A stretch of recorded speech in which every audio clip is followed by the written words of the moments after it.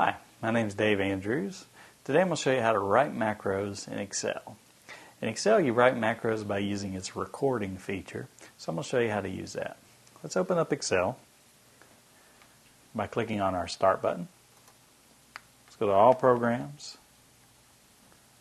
Microsoft Office. Let's just select Excel.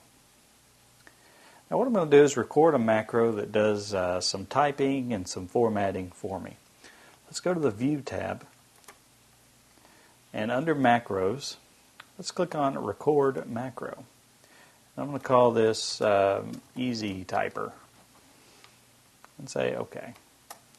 Now, it is now recording every step that I take within my document, and it's going to make that into a macro. So what I'm going to do is I'm going to type just some data in here. You see I'm putting it in different fields. I don't have to do that. I could really be doing anything. But I'm going to highlight all this. I'm going to change the background color.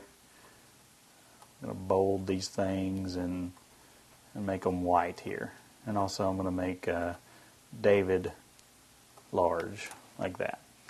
So it's just recorded every single step that I've taken. So I'm going to go to View and Stop Recording.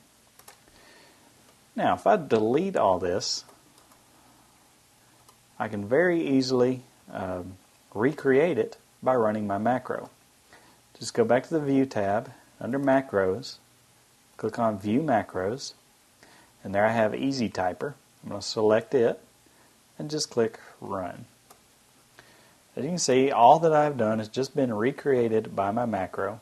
So macros can be used to very, very easily conduct repetitive tasks. My name is Dave Andrews, and I've just showed you how to write macros in Microsoft Excel.